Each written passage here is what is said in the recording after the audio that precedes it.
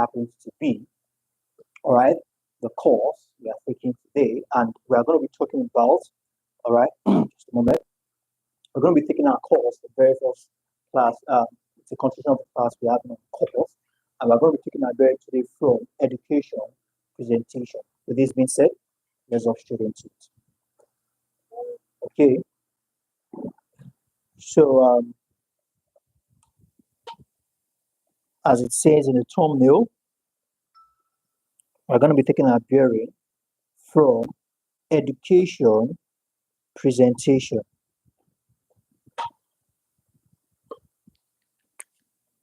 MAC2, all right, 46.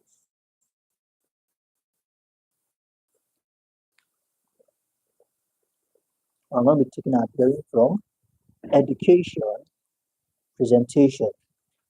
Please let me know in the comment section if you find it difficult to hear me, but I'm sure you don't have issues hearing me.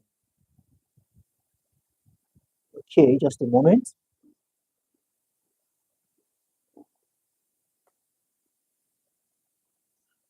All right.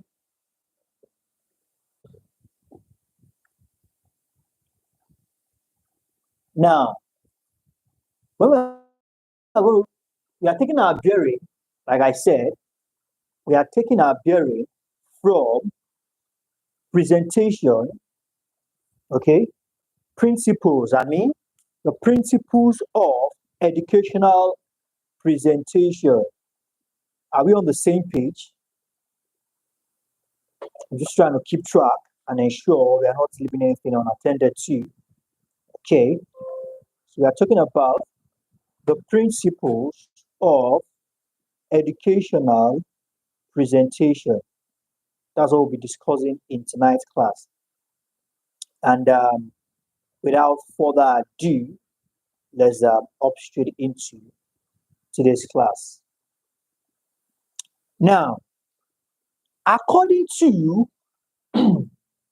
okay, according to ACPEDI in 2010, okay, now, just a moment, I'm trying to adjust one or two things here. Now, ACPEDI in 2007 talks about presentation, okay? Now, it says, presentation is a careful way of introducing a program to the intended audience. It's a careful way, all right? Don't forget that this is a course that I'll be talking about the media, all right? Sending out messages through a large audience. And like we all know, presentation matters a lot in everything we are doing, all right? And when it comes to even sending out mass messages to a whole lot of persons, the presentation is highly essential. So now we're taking it from what AC, all right, ACPEDI said in 2010.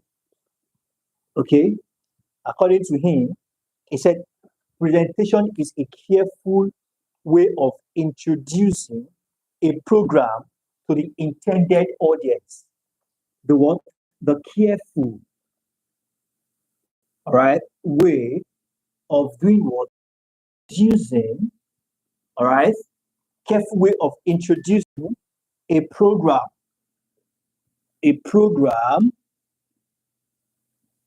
to the intended audience. Now, what are we to note here? According to what he said, okay, that you have to be, all right, one has to be, the presenter happens to be the person presenting the message, all right, on the program. So the presenter needs to be careful. So there are ethics, okay? So that means presentation has ethics. So there are ethics the presenter must observe, must adhere to, all right? But adhering to this ethic, then it becomes careful, all right? careful in doing what? Introducing the program. All right. The program is the bond. All right. Is the package of the intended message. Two, there's a specific. So there's a message, there's a purpose. All right. And there's an audience, not just any audience, but an intended audience, a targeted audience. Are we together?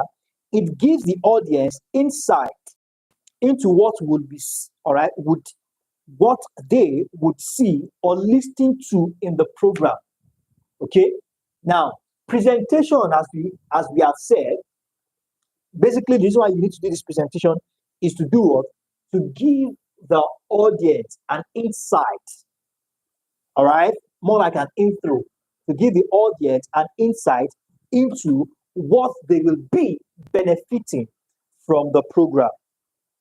Okay, so we have that as that. Now, by and large, presentation is an inferior to beg on the audience to come to a sumptuous meal.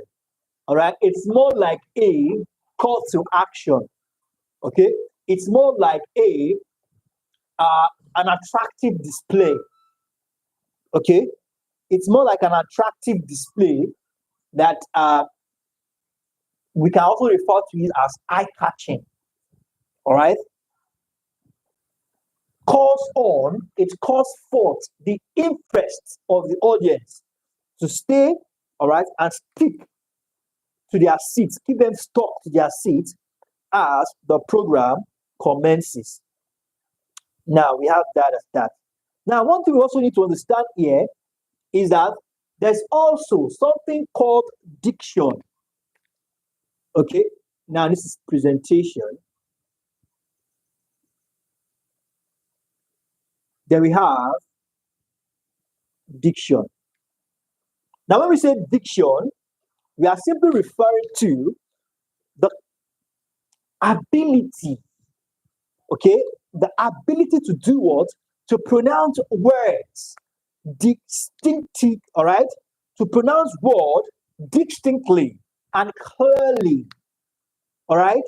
The ability to pronounce words distinctly and clearly, all right? You might be wondering why this is so important. It's so important because it determines to a large extent how the audience understand the information you are trying to pass across.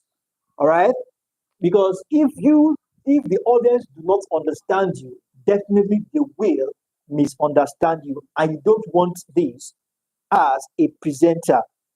All right, it's better not to be heard at all than to be misunderstood. Are we together? So it is very important that as a presenter, all right, or if you are getting across, all right, we are getting across. That is why it's not to whom it may concern. When it comes to presentation, it's not to whom it may concern, it's to an intended audience. So you must understand, you must use. We are made to understand that when it comes to communication, you need to use agreed symbols and signs. All right, agreed symbols and signs must be used by the sender in order that the receiver might comprehend this message and he or she can respond, can give the feedback accordingly. All right, but if you use certain symbols or signs that the receiver does not understand, or you have difficulties, all right, pronouncing certain words properly, communication will not be effective because it will be misunderstood and the expected feedback will not be gotten. So diction is highly important. So we have it as the ability to pronounce words clearly. All right.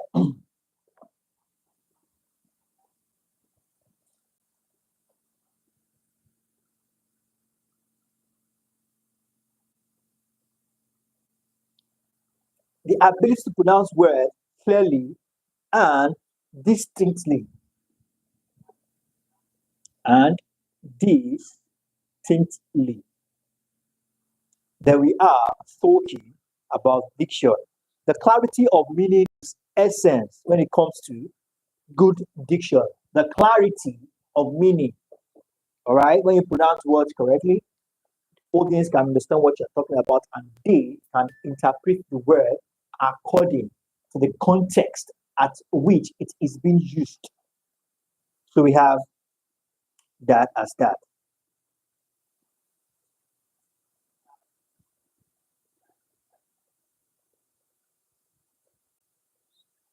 So there's something called, when we talk about passing across messages, all right, just like we have said in our retrospective classes, say something about broadcasting, all right, and still on that, we need to also consider what we call mood and emotion. Very important when it comes to talking or presenting a program through, all right, or particular audience. You need to prepare their mind, all right? You need to prepare, you need to work on their mood. You want to, all right, we all know what is going on physically in the world. You want to prepare their mind, you want to make them feel relaxed, you want to feel their pain, you want to put yourself in their shoe, understand the audience. That is why it said to be intended audience, not to whom it might concern. All right, you want to relate with the audience, all right, and work on their emotion, because one thing when it comes to broadcasting is that the mood has set for any broadcast presentation. Now, this is a responsibility, all right, of the presenter. The mood has to be what? Set for any broadcast presentation.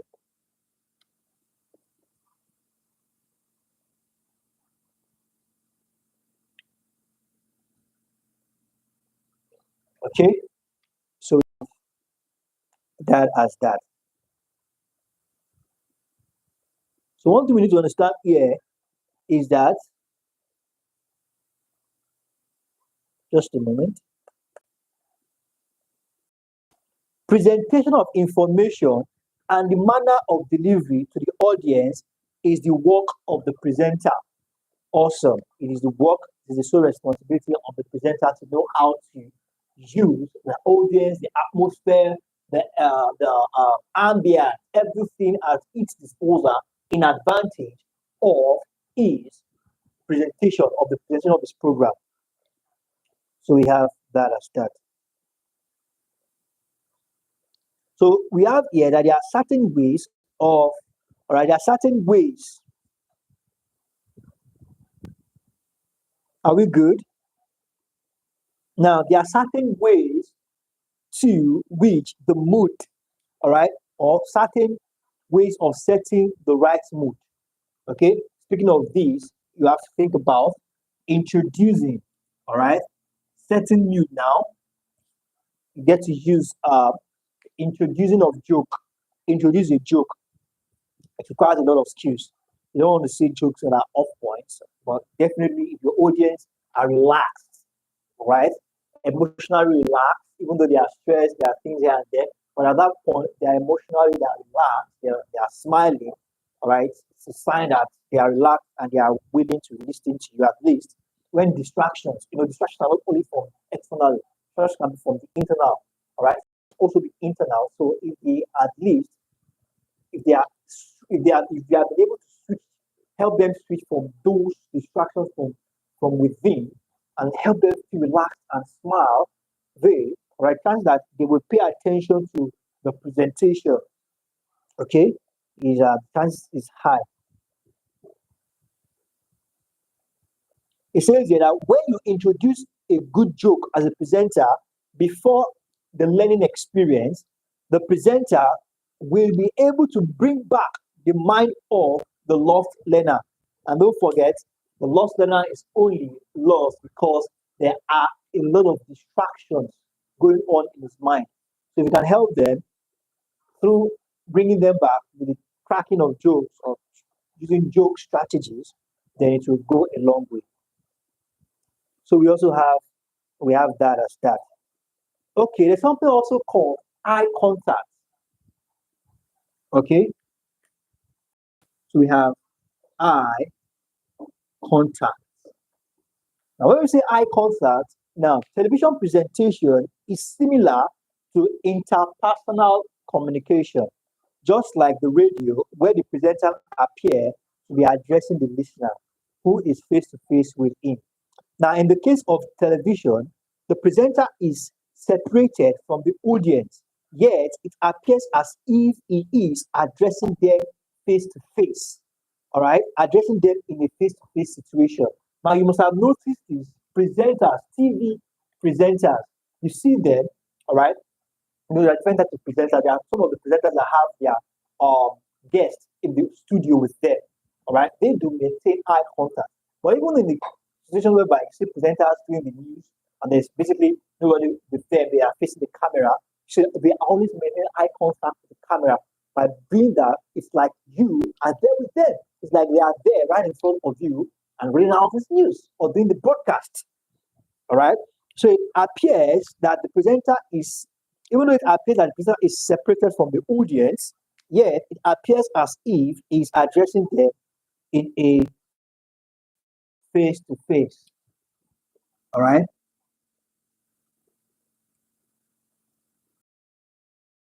Situation. Situation. Okay. So it's also similar to what we call the interpersonal communication. Interpersonal communication. So we have that as that. Now let's continue.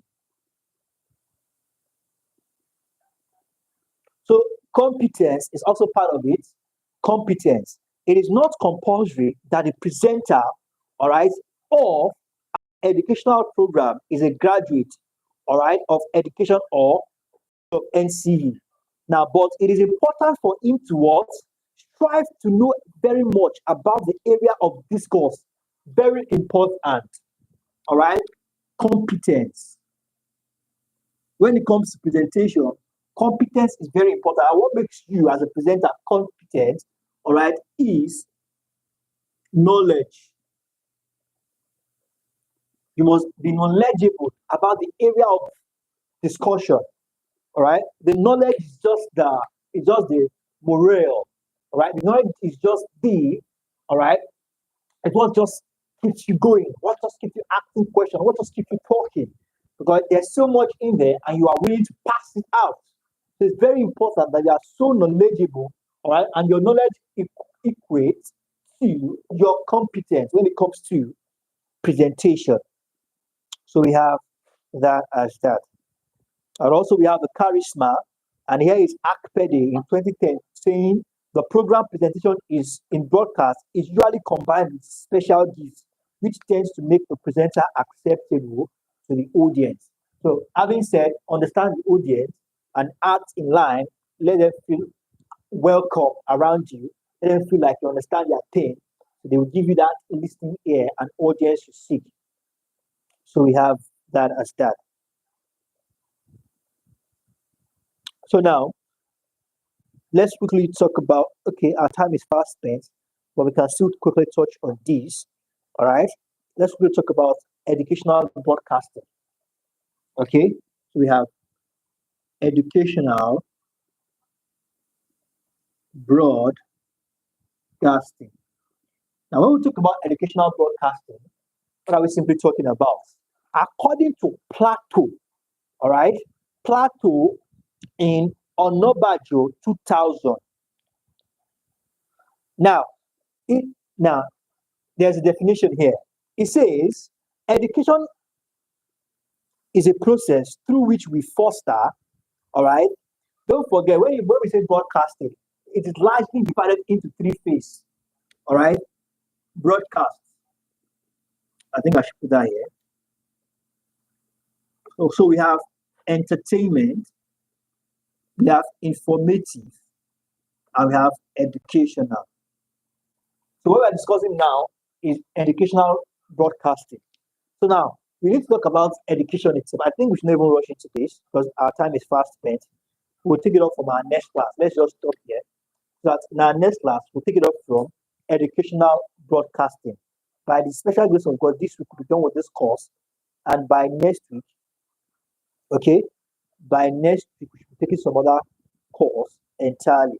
I think this is just the okay, this is the volume 4. All right, I think we still have 2 more classes for the week. So in these 2 more classes, we should be able to cover a lot of things and call it a wrap with the course. Thank you very much, everyone. I believe you've been able to gain something into this class. All right, so let's do well to keep our notes up to date and send them to the appropriate quarters. It's very important. And for those of us that are yet to become involved with private class, you are missing a lot. Go to our official website today, www.star.com, and send us a message using the WhatsApp button on the top right hand corner. Take you directly to our DM. You can join the private class as soon as you have responded to our requirements. Do have a wonderful evening, and bye for now.